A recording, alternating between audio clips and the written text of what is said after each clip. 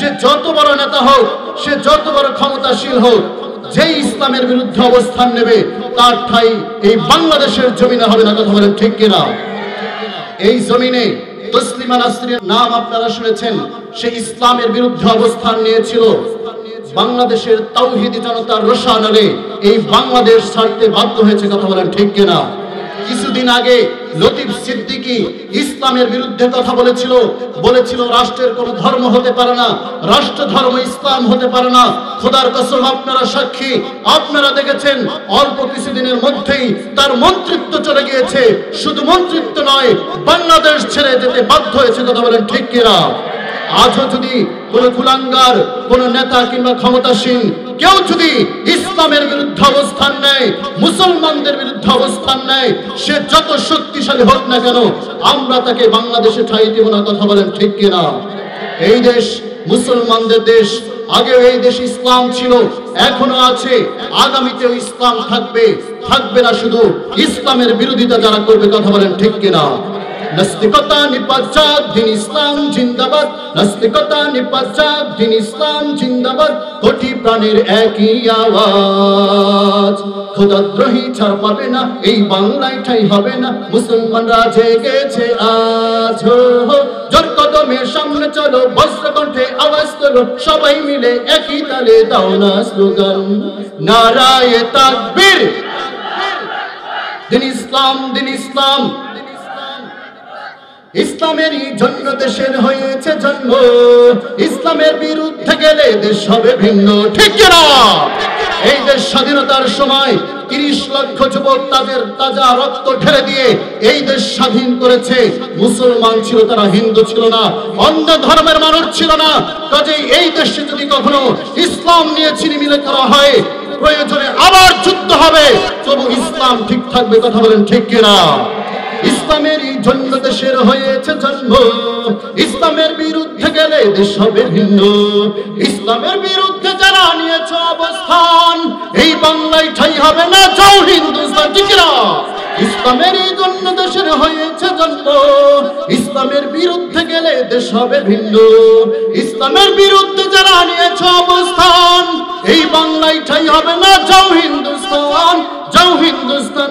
ও জোর কদমের সামনে চলো, বজ্র কণ্ঠে আওয়াজ তোলো, সবাই মিলে একই তালে দাও না স্লোগান, নারায়ে তাকবীর। দিন ইসলাম, দিন ইসলাম, মুসলমানের এই দেশেতে নাস্তিকদের ঠাঁই নাই, নাস্তিকদের পক্ষে যারা তাদের কোনো রক্ষা নাই। ঠিক কিনা? এই দেশে আল্লাহু আকবারের ধ্বনিতে সূর্য ওঠে, আল্লাহু আকবারের ধ্বনিতে সূর্য অস্ত যায়। এই দেশ 360 আউলিয়ার দেশ। এই দেশে শাহ আহমদ শফির কবর রয়েছে। এই দেশে শাহ ওলিউল্লাহর পদচারণ হয়েছে। এই দেশে হাজারো ওলামায়ে কেরাম ঘুমিয়ে আছে।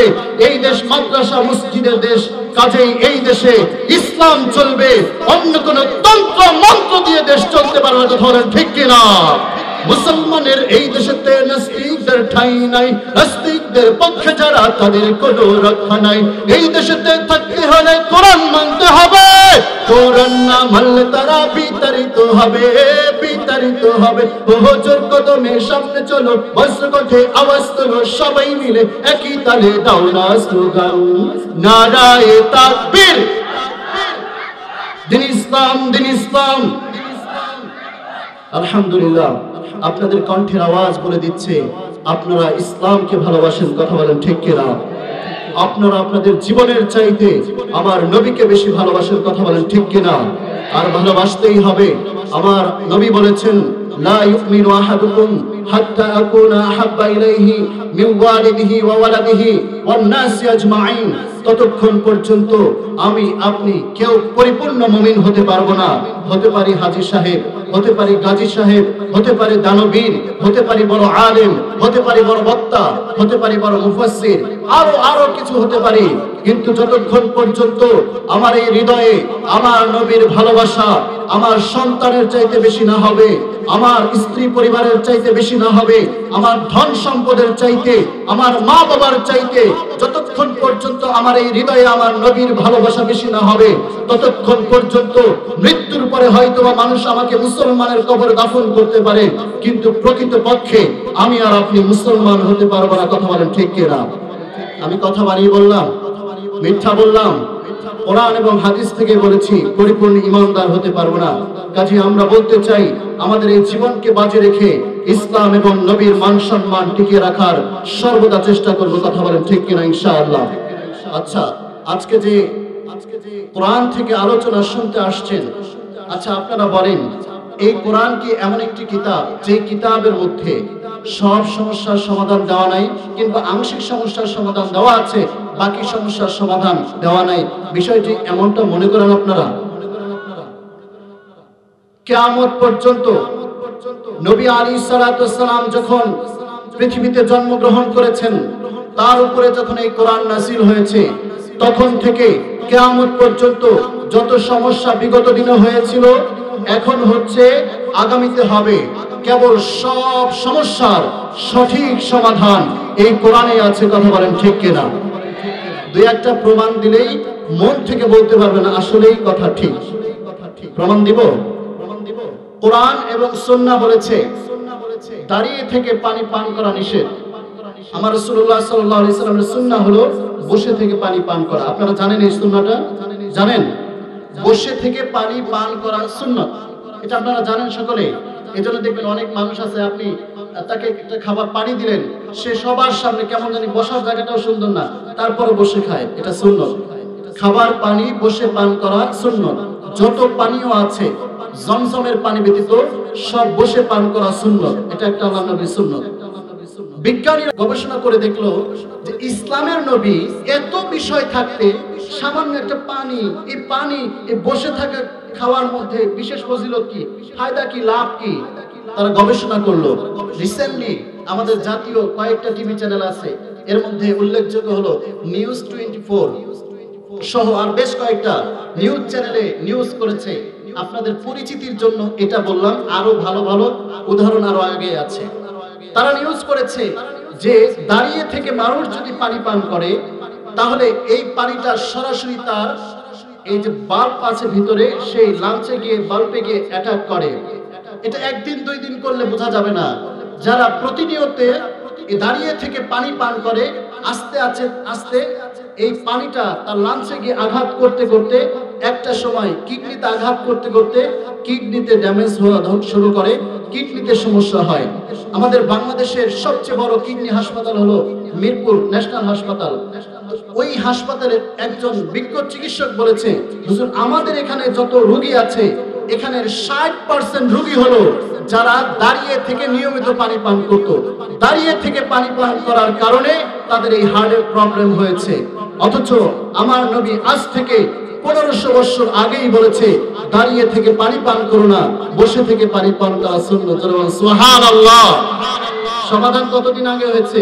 1500 বছর আগে। আরেকটা বিষয়, কিছুদিন আগে আমাদের দেশে করোনা ভাইরাস এসেছিল, এই এলাকায় তো এসেছিল, তাই না? 2020 সালে করোনা ভাইরাস এসেছিল না? এসেছিল। বিভিন্ন এনজিও, বিভিন্ন সংস্থা আপনাদেরকে মেসেজ দেয়, পরিষ্কার পরিচ্ছন্ন থাকবেন, পরিষ্কার পরিচ্ছন্ন থাকবেন, রোগ জীবাণু হবে না। করোনা ভাইরাস যখন অ্যাটাক করলো সারা পৃথিবীতে, চিকিৎসকরা যখন কোনো ফুল কিনারা পাইতেছিল না, তখন তারা গবেষণা করে বের করে দিল যে যদি 20 সেকেন্ড পর, 20 মিনিট পর পর 20 সেকেন্ড ধরে হ্যান্ড স্যানিটাইজার দিয়ে কেউ হাত ধৌত করে, তাহলে রোগ, যেগুলো জীবাণু আছে হাতে, এগুলো মারা যাবে, আর সেই ব্যক্তি করোনা এফেক্টেড হবে না। আমাদের দেশের যে সমস্ত বাবাজিরা খাবার সময়ও হাত ধুইতো না, সেই বাবাজিরাও 20 মিনিট পর পর ঠিকই হাত ধুয়েছে। কথা বলেন ঠিক কিনা? কিসের ভয়ে? মরার ভয়ে। অথচ আমার নবী বলেছেন, আত-তুহুরু শাতরুল ঈমান। ও দুনিয়াবাসী, তোমরা কান খাড়া করে শুনে রাখো, পরিষ্কার পরিচ্ছন্নতা শুধু এই করোনা ভাইরাস থেকে তোমাকে হেফাজত করবে না, পরিষ্কার পরিচ্ছন্নতা শুধু তোমাকে রোগ জীবাণু থেকে হেফাজত করবে না, বরং পরিষ্কার পরিচ্ছন্নতা তোমার ঈমানকেও হেফাজত করবে। সুবহানাল্লাহ। সমাধান কত আগে? 1500 বছর আগে। সমাধান চাও যদি জীবনে মরণে, ফিরে যাও খুঁজে নাও চোখ রাখো কোরআনে। ঠিক না? সমাধান চাও যদি জীবনে মরণে, ফিরে যাও খুঁজে নাও চোখ রাখো কোরআনে। তবেই পাবে সুখ শান্তির ঠিকানা, তবেই পাবে সুখ শান্তির ঠিকানা, যদি মেনে নাও তুমি মনে প্রাণে।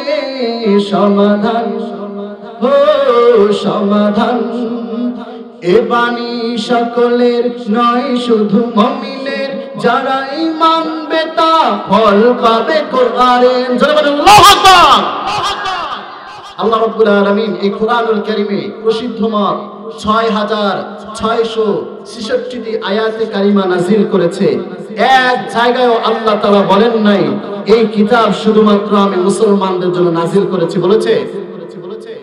বরং সমস্ত জায়গায় আল্লাহ রাব্বুল আলামিন বলেছেন হুদাল লিন-নাস, পুরা বিশ্ববাসীর জন্য, পুরা মানব জাতির জন্য হেদায়েত স্বরূপ, রহমত স্বরূপ আল্লাহ রাব্বুল আলামিন এই কোরআনকে বানিয়েছেন। সুবহানাল্লাহ। এই কোরআন যেই মানবে সেই কামিয়াব হবে, এই কোরআন যেই অনুসরণ করবে সেই সফল হবে। কথা বলেন ঠিক কিনা? এই কোরআন যে পড়বে সেও সফল, এই কোরআন যে শুনবে সেও সফল, এই কোরআন যে মানবে সেও সফল। সুবহানাল্লাহ। মেয়ে মুহতারাম, কথাগুলো কি আপনাদের কাছে বিরক্ত লাগতেছে? বিরক্ত লাগতেছে? আমিও কিন্তু অন্য বক্তাদের মতো এই 1-1.5 ঘন্টা সুরে সুরে আপনাদেরকে ভাসিয়ে নিতে পারবো। আল্লাহর রহমতে সেই ক্যাপাসিটি আল্লাহ রাব্বুল আলামিন দিয়েছেন।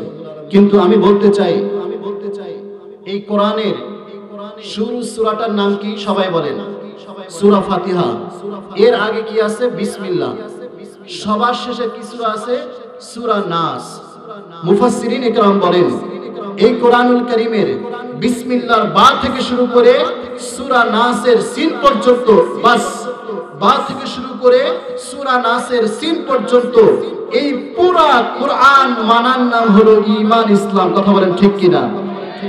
যদি কেউ এমনটা মনে করে, একটু আগে আমার প্রিয় চেয়ারম্যান সাহেব বলেছেন, আমি শুধু ঢাকা থাকতেই চেয়ারম্যান সাহেবের নাম জানি, আমি ওনাকে অনেক ভালোবাসি দূর থেকে। তো চেয়ারম্যান সাহেব বলেছে যে অনেকে হজ ফরজ শুধু উমরা করে ফরজটা কাটাই দিতে চায়, মানে বাটপারি করতে করতে শেষ পর্যন্ত আল্লাহর সাথে বাটপারি করতে চায়। কথা বলেন ঠিক কিনা? কোরআনে বলেছে যাদের কাছে মাল আছে তারা যাকাত দিবে, এটা কোরআনের বিধান, তাই না? যাদের কাছে মাল আছে তারা হজ করবে, এটা কিসের বিধান? কোরআনের বিধান। চুরি করলে হাত কাটা যাবে, এটাও কিন্তু কোরআনের বিধান।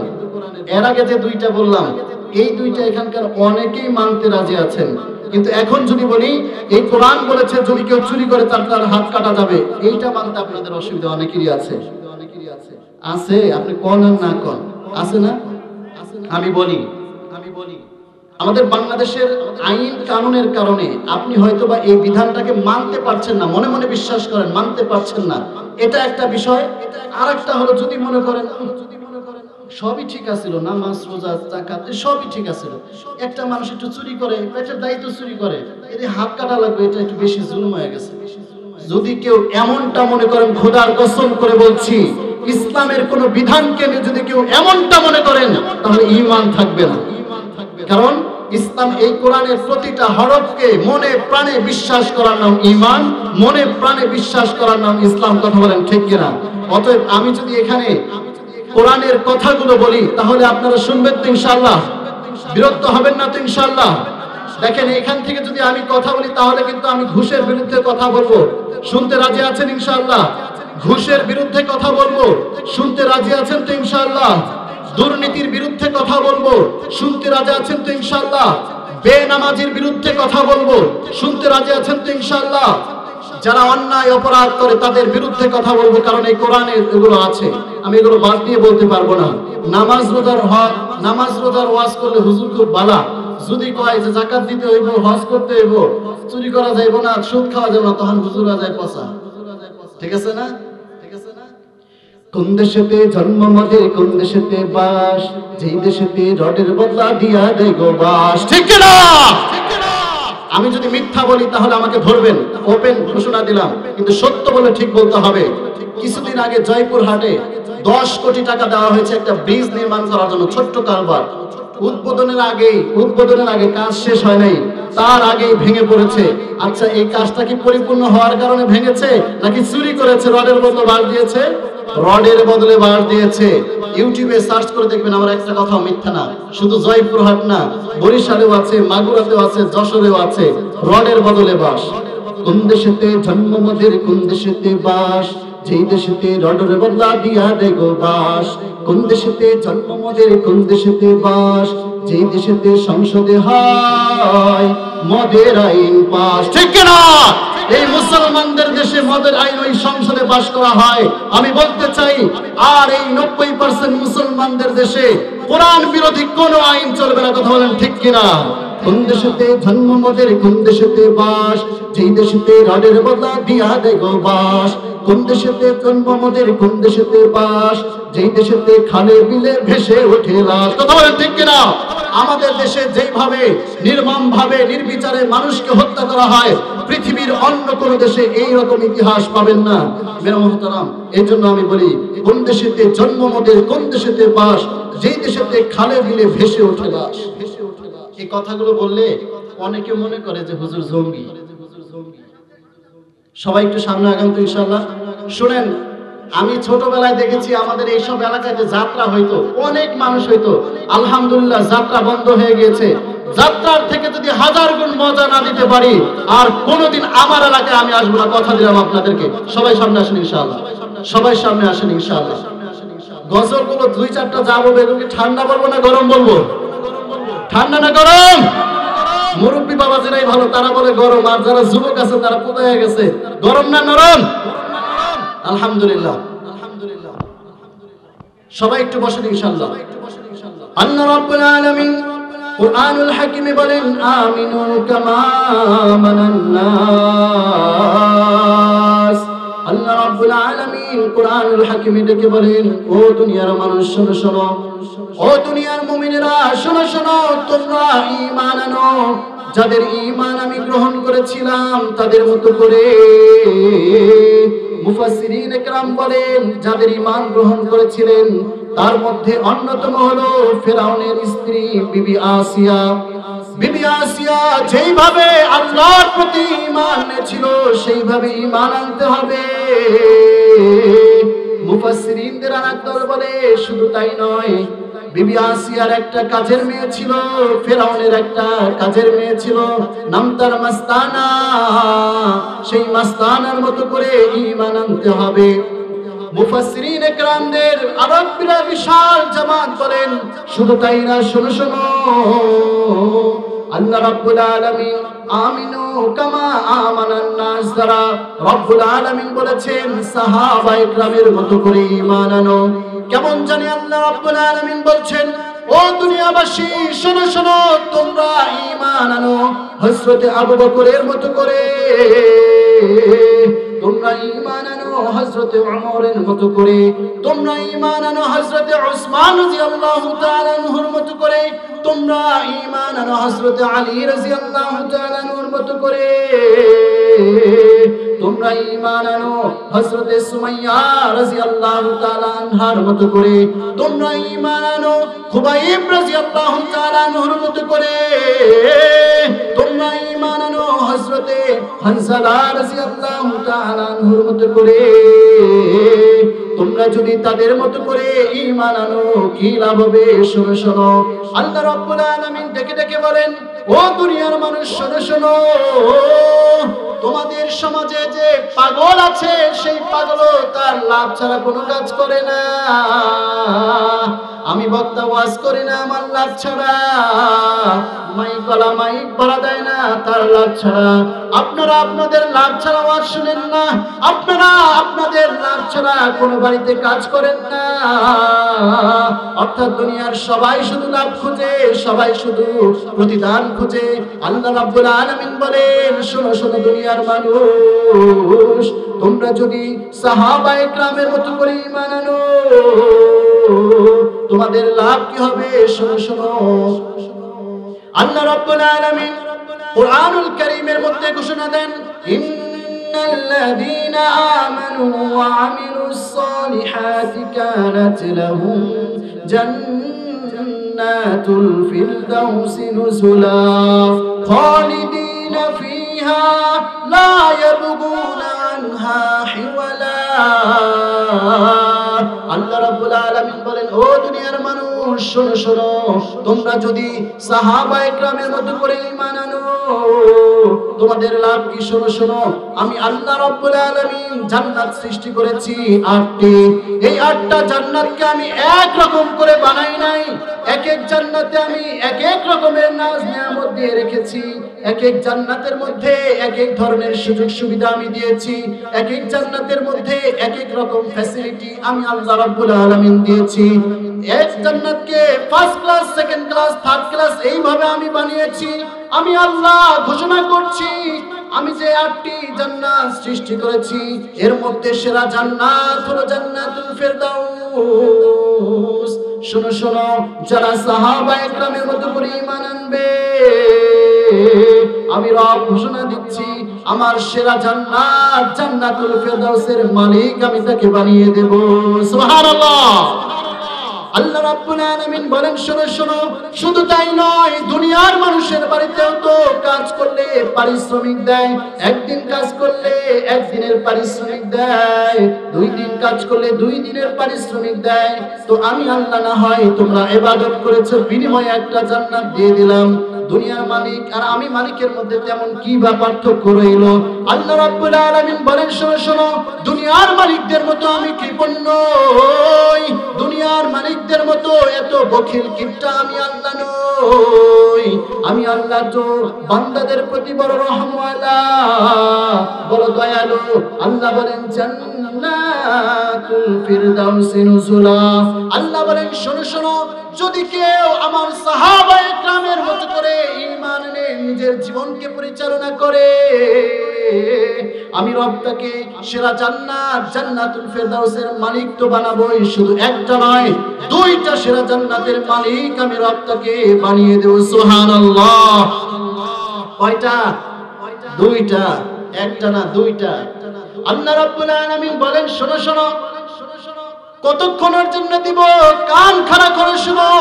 খালিদিনা ফিহা লা ইয়াবগুনা আনহা হিওয়ালা। আমি রব যাকে একবার এই জান্নাতে প্রবেশ করাবো আর কোনোদিন কখনো তাকে আর জান্নাত থেকে বের করব না। সুবহানাল্লাহ। এইটা এত সুন্দর পরিবেশে আসছেন, একটু পরে ধরেন 1টা 2টা বা 12টা, এরপরে কিন্তু আপনি থাকবেন না, আপনি বের হয়ে যাবেন, না বের করে দিবে যে আমরা গুছাই একটু আপনারা বাড়িতে যাই ঘুমান, তাই না? যারা দূরে কোথাও সফর করেছেন, ভালো ভালো রেস্টুরেন্টে আপনারা থেকেছেন, হয়তো আবাসিক হোটেলে থেকেছেন, 12 ঘন্টার জন্য বুকিং দেওয়া যায়। কোনো পার্কে গেলে 12 ঘন্টার জন্য বুকিং দেওয়া যায়, নির্ধারিত টাইমের জন্য বুকিং দেওয়া যায়। এরপরে ওরা কি করে জানেন? যে স্যার আপনি বের হয়ে যান, পরের শিফটের লোক আসবে, আর না হলে আপনাকে দ্বিতীয় শিফটের টাকা দেওয়া হবে।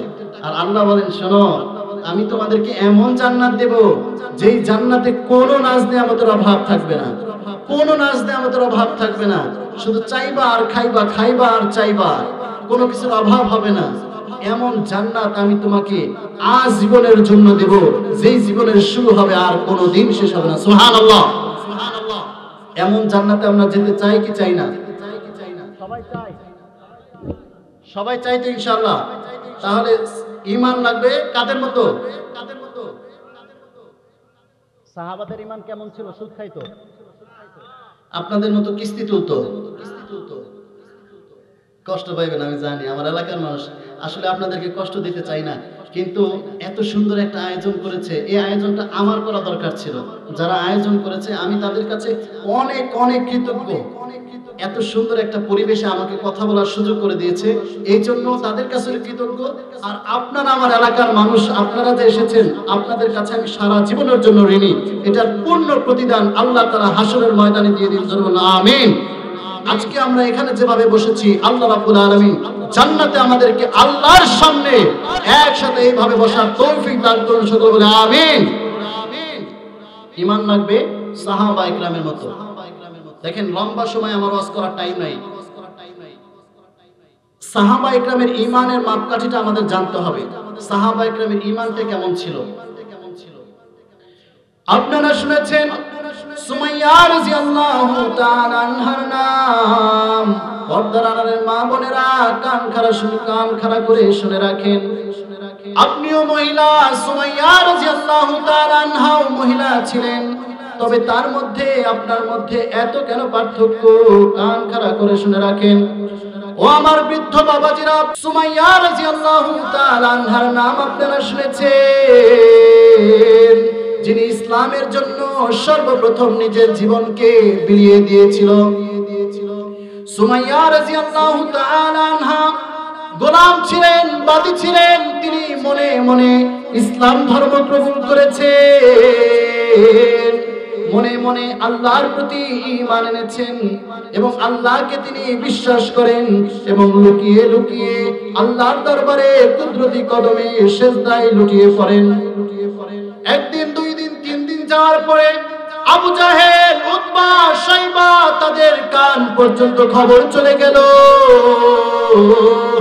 যেই মহিলাকে আমরা এত ভালোবাসি, নাম তার সুমাইয়া, এই সুমাইয়া নাকি মুহাম্মাদের রবের উপর ঈমান এনেছে। আবু জাহেল এইবার খবর পাঠালো, ও সুমাইয়া, তুমি নাকি মুহাম্মাদের রবের উপর ঈমান এনেছো, ঘটনা কি সত্যি কিনা? সুমাইয়া রাদিয়াল্লাহু তাআলা আনহা বুক উজাড় করে দিয়ে বললেন, ও আবু জাহেল, আপনি হয়তো দুনিয়ার ক্ষমতাসীন মালিক হতে পারেন, কিন্তু যেই মালিকের উপর আমি ঈমান এনেছি, সেই মালিকের ঈমান কিভাবে আমি লুকিয়ে রাখি? শুনেন, আমি সত্যিই মুহাম্মাদের রবের উপর আমি ঈমান এনেছি। শুধু ঈমান আনি নাই, ঈমানটাকে কলিজার ভিতরে রেখে তালাবদ্ধ করে দিয়েছি। সুবহানাল্লাহ। শুধু ঈমান আনি নাই, আমাদের মতো পুরা ঈমান না, পুরা ঈমান বুঝেন। যখন বিপদে পড়ি কত সুদ খাওয়া হালাল, যখন বিপদে পড়ি ঘুষ খাওয়া হালাল, জান বাঁচানি ফরজ, ফতোয়া আমরা সবাই জানি। এই কথা কয়া হারামটারও হালাল বানাইতে পারি আমরা। কিন্তু সুমাইয়া রাদিয়াল্লাহু তাআলা আনহা বলেছেন, আমি ঈমান শুধু আনি নাই, কলিজার ভিতরে রেখে তালাবদ্ধ করে দিয়েছি। আবু জাহেল বলে, ও সুমাইয়া, তুমি অত্যন্ত ভদ্র সভ্য মহিলা, তোমাকে আমরা মক্কাবাসী বড় সম্মান করি, তোমাকে আমরা সবাই অত্যন্ত শ্রদ্ধা করি, সম্মান করি, ভালোবাসি। ও সুমাইয়া, তুমি ভুল করেছো, তুমি মুহাম্মাদের রবের উপর ঈমানটা এনে ভুল করেছো। ঠিক আছে, ভুল করেছো, ক্ষমা করে দিলাম, কোনো অসুবিধা নাই। তুমি এক কাজ করো, তুমি ওই ঈমানটাকে ছেড়ে দাও। তুমি যদি তোমার ঈমানটাকে ছেড়ে দাও, তাহলে আমিও তোমাকে আজকে ছেড়ে দেব, অন্যথায় তোমাকে আমি হত্যা করে ফেলবো। সুমাইয়া রাদিয়াল্লাহু তাআলা আনহা ডেকে বলেন, ও আবু জাহেল, ও আবু লাহাব, উতবা, শাইবা, কান খাড়া করে শুনে রাখো, আমি সুমাইয়ার যদি আজকে কলিজাটা বের করে তোমরা ছিঁড়ে ফেলো, কোনো অসুবিধা নাই, কিন্তু আমি যে ঈমান নামক দৌলত কলিজার ভিতরে লাভ করেছি, এই ঈমান আমি দিতে পারবো না। সুবহানাল্লাহ। আবু জাহেল এইবার তার সন্তানের কাছে গেল, সন্তানের কাছে গিয়ে বলল, ও উমাইয়ার ছেলে, তুমি তো বুঝো, তুমি তোমার মাকে কানে কানে গিয়ে বলো, ও মা, তুমি তোমার ঈমানটাকে ছেড়ে দাও, না হয় আজকে আবু জাহেল আমাদেরকে হত্যা করে ফেলবে। এইবার সুমাইয়া রাদিয়াল্লাহু তাআলা আনহার ছেলে আবু জাহেলকে লক্ষ্য করে দৃঢ় কণ্ঠে বলে, ও আবু জাহেল, শোনো শোনো, আমার মা যেই রবের উপর ঈমান এনেছেন, যেই নবীর প্রতি ঈমান এনেছেন, আমি তো তারই সন্তান, আমিও তো সেই রবের প্রতি, সেই নবীর প্রতি আমিও তো সেই ঈমান এনেছি। সুবহানাল্লাহ। এইবার আবু জাহেল বলে, ও সুমাইয়ার ছেলে, তোমাকে আমি বলতেছি, শোনো শোনো, তুমি যদি ঈমান না ছাড়ো, তোমার মা যদি ঈমান না ছাড়ে, তাহলে সবার সামনে তোমার মাকে আমি উলঙ্গ করে ফেলবো, এরপরে নৃশংসভাবে তোমাকে এবং তোমার মাকে হত্যা করে ফেলবো। এইবার যখন এই কথা আবু জাহেল সুমাইয়ার ছেলের কাছে বলতেছে, সুমাইয়া রাদিয়াল্লাহু তাআলা আনহা পাশে থেকে শুনে শুনে বলতেছে, ও আমার কলিজার টুকরা সন্তান, যদি আমার জীবন চলে যায়, তোমার জীবন চলে যায়, যায় যাক, কোনো অসুবিধা নাই। হাসরের ময়দানে আমরা আল্লাহর দরবারে উঠে বলতে পারবো, এই ঈমানের জন্য আমরা আমাদের জীবন দিয়েছি। কাজেই যদি আবু জাহেল আমাকে উলঙ্গ করে ফেলে, হত্যাও করে ফেলে, তবু তুমি তোমার ঈমান ছেড়ো না, আমি আমারটাও ছেড়ব না। সুবহানাল্লাহ। এইবার আবু জাহেল তার সঙ্গীদেরকে ডেকে ডেকে বললেন, ও সঙ্গীরা, কে কোথায় আছো? সুমাইয়াকে তার শরীর থেকে কাপড়গুলো খুলে ফেলো। সুমাইয়া রাদিয়াল্লাহু তাআলা আনহাকে উলঙ্গ করে ফেলা হলো এবং সুমাইয়া রাদিয়াল্লাহু তাআলা আনহার লজ্জাস্থানে তখনকার ছুরি বর্ষা দ্বারা তাকে নৃশংসভাবে তার লজ্জাস্থানকে ক্ষত বিক্ষত করে তাকে সেখানে রক্তাক্ত করে হত্যা করা হলো। সাথে সাথে তার সন্তানকেও হত্যা করা হলো। এই জন্য আল্লাহ রাব্বুল আলামিন কোরআনুল হাকিমে বলেছেন, আমিনু কামা আমানান নাস, তোমরা ঈমান আনো হযরতে সুমাইয়া রাদিয়াল্লাহু তাআলা আনহার মতো করে, তোমরা ঈমান আনো সুমাইয়া রাদিয়াল্লাহু তাআলা আনহার ছেলের মতো করে। তোমরা যদি এইভাবে ঈমান আনতে পারো, আল্লাহর তৈরি সেরা জান্নাত দুইটা তোমাদের জন্য অপেক্ষা করছে। সুবহানাল্লাহ। আর আমাদের মা বোনেরা সামান্য সাংসারিক কাজের ঝামেলায় নামাজ পড়তে পারে না। তিনিও মেয়ে ছিলেন, তিনিও মহিলা ছিলেন। আমাদের মা বোনেরা মেয়ে, মহিলা। জীবন দিতে হবে না, শুধু একটু কষ্ট করে সময় মতো নামাজ পড়তে হবে, এতটুকু পারে না। তারপর আমরা চাই আমরাও জান্নাতে থাকবো। জান্নাত কি এতটা সোজা? বাজার থেকে যখন আমরা লাউ কিনি, লাউ চিনেন আপনারা? নাই বলি না? আচ্ছা, যাই হোক, লাউ 50 টাকার একটা লাউ কেনার সময় দোকানদারকে বিশ্বাস করে কয়জন লাউ কিনেন? হাত তুলে তো দেখি। এরকম মানুষ খুব কম আছে। নিজে টিপা দেখে, নিজে লাউয়ের পিছন সাইডে এরকম চিমটি দেয় লাউটা কুচি কিনা। কারণ কিসের কারণ ট্রাই করতেছে যে 50টা টাকা দিয়ে নিব। 50টা টাকা কামাইতে কত কষ্ট হয়েছে। লাউটা যদি বাড়তি হয়, সিদ্ধ যদি ঠিক মতো না হয়, তাহলে এই লাউ নিয়ে লাভটা কি? 50টা টাকা লস। ঠিক আছে না? আমার যুক্তি ঠিক আছে না? আপনারা যখন একটা জিনিস কিনেন, বারে বারে দেখে শুনে তারপরে কিনেন না, বলেন? এখন আল্লাহ যে এত সুন্দর জান্নাত আমাকে আপনাকে দিবেন, এমনি এমনি দিবেন? ঢালাও ভাবে দিবেন? আচ্ছা, আপনারা তো অনেক নেতার মিছিল করেছেন। সবাইকে কি নেতা সমান টাকা দেয় মিছিলের জন্য? সবাইকে দেয় না, আমি জানি, কারণ আমার 14 গোষ্ঠী রাজনীতি করে, এটা আপনারা ভালো করে জানেন। সবাই, সব কর্মীকে টাকা দেয় না সমানভাবে। যে বেশি নেতার জন্য খাটে তাকে টাকা দেয়। যে আল্লাহ আপনাকে এত সুন্দর জান্নাত দিবেন, সর্বনিম্ন জান্নাত হলো এই দুনিয়ার সমান 10 দুনিয়া। এত বড় একটা বিশাল জান্নাত আপনাকে দিবেন, আপনাকে পরীক্ষা ছাড়াই দিবে? একটু আপনার ঈমানটাকে পরীক্ষা করবে না? সেই ঈমানকে একটু সুন্দর করা দরকার আছে না নাই? আমাদের আছে। তাহলে আজকে আলোচনা শুনে সাহাবায়ে ইকরামের ঈমানে আমরা নিজেদের ঈমানকে সাজিয়ে নিতে পারবো তো ইনশাআল্লাহ? ইনশাআল্লাহ। আপনারা শুনেছেন নবীর প্রিয় সাহাবী খুবাইব রাদিয়াল্লাহু তাআলা আনহুর নাম। আমাদের এলাকায়ও তাবলীগের জামাত আসে। 10 দিন, 20 দিন, 40 দিন এক চিল্লার জামাত বের হয়। নবীর যুগে নবী আলাইহিস সালাতু ওয়াস সালাম খুবাইব রাদিয়াল্লাহু তাআলা আনহু সহ 10 জন সাহাবীকে দিয়ে বিধর্মীদের মাঝে দাওয়াত ও তাবলীগের কাজে পাঠিয়ে দিলেন। হযরতে খুবাইব রাদিয়াল্লাহু তাআলা আনহু সেই জায়গায় যাওয়ার সাথে সাথে সেই মুশরিক তো দাওয়াত কবুল করলই না, সাথে সাথে খুবাইবের সাথে থাকা 7 জন সাথীকে তিনি নৃশংসভাবে হত্যা করে ফেলল। বাকি থাকে আর 3 জন খুবাইব সহ। এক পর্যায়ে যখন এই 3 জনকে বন্দী করে তারা তাদের বন্দিশালায় কারাগারে নিয়ে যাওয়ার চেষ্টা করছে, একজন ডেকে ডেকে বলে, ও কাফের মুশরিকেরা, তোমাদের সাথে বন্দী হয়ে জেলখানায় যাওয়ার চেয়ে আমার বিগত ভাইদের মতো যাদেরকে তোমরা শহীদ করে দিলে তাদের মতো শহীদ হয়ে যাওয়াই ভালো, আমি তোমাদের সাথে যেতে চাই না।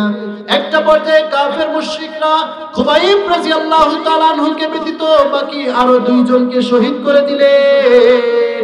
এখন শুধু বেঁচে আছেন শুধু খুবাইব রাদিয়াল্লাহু তাআলা আনহু। খুবাইব রাদিয়াল্লাহু তাআলা আনহুকে তাদের বন্দিশালায় কারাগারে আটকে রাখলেন। তারা সিদ্ধান্ত নিলেন, খুবাইব তো যেন তোর ইমানদার সাহাবী নয়, তার ঈমানটা বড় মজবুত, তার ঈমান বড় শক্তিশালী, তাকে এমনিতেই মারা যাবে না। তাকে এমন একটা ঘরে বন্দী করা হোক যেখানে কোনো খাবার দেওয়া হবে না, এমনকি কোনো পানীয় দেওয়া হবে না, এমন জায়গায় খুবাইবকে বন্দী করা হোক। পরামর্শক্রমে খুবাইব রাদিয়াল্লাহু তাআলা আনহুকে একটা এমন বন্দী ঘরে আবদ্ধ করে দিলেন যেই জায়গায় কোনো খাবার দাবারের ব্যবস্থা নাই, কোনো পানির ব্যবস্থা নাই। তারা চেয়েছিল খুবাইবকে না খেয়ে তাকে ক্ষুধার যন্ত্রণা দিয়ে প্রাণীর তৃষ্ণা দিয়ে তাকে মারবে। খোদার কসম, তাদের একটা মেয়ে ছিল, নাম তার মাস্তানা। সেই মাস্তানা যখন খুবাইবকে ঘরে বন্দী করা হয় তখন খুবাইবকে এক নজর দেখেছিল। খুবাইব দেখতে অত্যন্ত সুন্দর ছিল, সেই জন্য সেই মেয়ে মাস্তানা তার প্রতি একটু দিওয়ানা ছিল। সে জানালার ফাঁক দিয়ে লুকিয়ে লুকিয়ে দেখে। 2-3 দিন হয়ে যায়, খাবার ছাড়া খুবাইব কিভাবে জীবিত আছে। খোদার কসম, এই সময় এই মাস্তানা যখন জানালার ফাঁক দিয়ে লুকিয়ে লুকিয়ে দেখে খুবাইব কোথায় থেকে যেন আঙ্গুর পায়, কোথায় থেকে যেন ফল ফলাদি পায়, আর এগুলো খেয়ে খুবাইব রাদিয়াল্লাহু তাআলা আনহু জীবন যাপন করছে। সুবহানাল্লাহ। এখন এই মেয়েটা দৌড়ায় গেছে বাপ চাচার কাছে, আরে তোমরা তো চাইছিলে আল্লাহ নবীর সাহাবীরে না খায়া মারবা, না খাওয়া মারবা, পানির তৃষ্ণা দিয়া মারবা, কিন্তু এই খুবাইব তো মরবে না। কেন মরবে না? কয় এই খুবাইবকে তো আল্লাহ তাআলা জান্নাত থেকে, তার আল্লাহ জান্নাত থেকে বন্দী করে খাবার খাওয়ায়। সুবহানাল্লাহ। বন্দী করে জান্নাত থেকে আল্লাহ খাবার খাওয়ায়, তাহলে তো এটা মরবে না। এবার তো তার অনেক চেতা, আরে তাকে মারার জন্য এত কিছু করলাম, সে মরবে না, আচ্ছা তাকে আমরা ফাঁসি দিব, আজকে শুলিতে চড়াবো। পরামর্শক্রমে 4 রাস্তার মোড়ে আনা হলো। 4 রাস্তার মোড়ে এনে তারপরে তাকে বলা হলো, এই যে তোমাকে এখন এখানে শুলি আছে, শুলিতে চড়ানো হবে, তোমার মৃত্যুদণ্ড হবে, তুমি তো ঈমান ছাড়বাই না, তোমাকে মৃত্যু দেওয়া হবে। মরার আগে তোমার শেষ ইচ্ছাটা একবার বলো, মরার আগে শেষ ইচ্ছা কি একবার বলো। তখন খুবাইব রাদিয়াল্লাহু তাআলা আনহু বলেছিল, যেই রবের উপর ঈমান আনার কারণে আজকে আমাকে মৃত্যুবরণ করতে হবে, যেই নবীর উপর ঈমান আনার কারণে আমাকে মৃত্যুবরণ করতে হবে, সেই রবের নিয়মে, নবীর তরিকায়, রবের হুকুম মেনে নবীর তরিকায় আমি মাত্র 2 রাকাত নামাজ পড়তে চাই। সুবহানাল্লাহ। একেবারে মৃত্যু অবধারিত, সামনে অল্প কিছুক্ষণের পরেই মৃত্যু নিশ্চিত, এরপরে নামাজকে ছাড়ে নাই, আর আমরা নামাজ পড়ি না। খুবাইব রাদিয়াল্লাহু তাআলা আনহুর কথা শুনে বলল, ঠিক আছে ঠিক আছে, সারা জীবনই তো নামাজ পড়েছো, আজকে আর 2 রাকাত নামাজ পড়লে কি বা হবে, যাও 2 রাকাত নামাজ পড়ে নাও। খুবাইব রাদিয়াল্লাহু তাআলা আনহু মন ভরে 2 রাকাত নামাজ পড়লেন। নামাজ শেষ হওয়ার সাথে সাথে কাফের মুশরিকরা বলে, ও খুবাইব, তোমার ব্যাপারে আমাদের কাছে রিপোর্ট আছে, তুমি তো এত শর্ট করে নামাজ পড়ো না, তুমি দীর্ঘক্ষণ তেলাওয়াত করো, আজকে কেন এত শর্ট করে নামাজ পড়লে? খুবাইব রাদিয়াল্লাহু তাআলা আনহু জবাব দিলেন, ও কাফের মুশরিকরা, শোনো শোনো, আজকে যদি আমি লম্বা করে নামাজ পড়তাম হয়তোবা তোমরা মনে মনে ভাবতে মুসলমানরা মৃত্যুকে ভয় পায়। আসলে মুসলমানরা কখনোই মৃত্যুকে ভয় পায় না। কথা বলেন ঠিক কিনা? মুসলমানরা মৃত্যুকে ভয় পায়? খুবাইব রাদিয়াল্লাহু তাআলা আনহুকে এবার শুলিতে চড়ানো হলো। এইবার মক্কার কাফের মুশরিকরা সবাইকে লেলিয়ে দিল, বলল যার কাছে তীর আছে, কার কাছে ধনুক আছে, কার কাছে খঞ্জর আছে, সব কিছু দিয়ে খুবাইবকে আঘাত করতে থাকো। একটা পর্যায়ে খুবাইবকে রক্তাক্ত করে তাকে মারার জন্য সর্বরকম চেষ্টা করা হলো। খুবাইব রাদিয়াল্লাহু তাআলা আনহু জ্ঞান হারিয়ে ফেললেন অতিরিক্ত রক্তক্ষরণের কারণে। এরপরে কাফেরদের মধ্য থেকে একজন বলল, ও খুবাইব, এখনো সময় আছে, তুমি যদি তোমার ঈমানটা ছেড়ে দাও উন্নত চিকিৎসার ব্যবস্থা করব। তুমি যদি তোমার ঈমানটা ছেড়ে দাও, গাড়ি বাড়ি টাকা নারী যা লাগে সবই দিব, তুমি তোমার ঈমান ছেড়ে দাও। খুবাইব রাদিয়াল্লাহু তাআলা আনহুকে সর্বশেষ অফার করা হলো, ও খুবাইব, যাও, তোমার ঈমান ছাড়তে হবে না, শুধু একবার বলো যে তোমার জায়গায় তোমার নবী আসুক। মেরে মুহতারাম, খুবাইব অফার করা হলো, একবার তুমি শুধু বলো একটা গালি যে আমার জায়গায় আমার নবী আসুক। খুবাইব রাদিয়াল্লাহু তাআলা আনহু দীপ্ত কণ্ঠে জবাব দিয়েছিলেন, আমার রব যদি আমাকে 100 বার জীবন দেয় আর 100 বার যদি আমার মৃত্যু হয়ে যায়, আমি 100 বার মৃত্যুবরণ করতে রাজি আছি। আমার নবীর গায়ে কেউ ফুলের টোকা দিবে এটা মানতে আমি রাজি নাই। কথা বলেন ঠিক কিনা? বলি আল্লাহর বাংলাদেশে নাস্তিকদের ঠাঁই হবে না, বিরাউলিয়ার বাংলাদেশে মুরতাদদের ঠাঁই হবে না, ঠিক কিনা? বলি আল্লাহর বাংলাদেশে নাস্তিকদের ঠাঁই হবে না, বিরাউলিয়ার বাংলাদেশে মুরতাদদের ঠাঁই হবে না। নবীজির দুশমনেরা পাবে না রেহাই পাবে না, নবীজির দুশমনেরা পাবে না রেহাই পাবে না। নবীজির জন্য যদি জীবন দিতে হয়, বিপ্লবী এই জনতা পায় না তবু, ঠিক না? নবীজির জন্য যদি রক্ত দিতে হয়, বিপ্লবী এই জনতা পায় না তবু ভয়।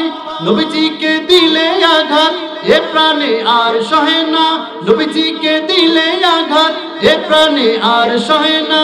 নবীজির দুশমনেরা পাবে না রেহাই পাবে না, ইসলামের দুশমনেরা পাবে না রেহাই পাবে না। ওলি আল্লাহর বাংলাদেশে নাস্তিকরা ঠাঁই পাবে না, বিরাউলিয়ার বাংলাদেশে মুরতাদরা ঠাঁই পাবে না। নবীজির দুশমনেরা পাবে না রেহাই পাবে না, ইসলামের দুশমনেরা পাবে না রেহাই পাবে না।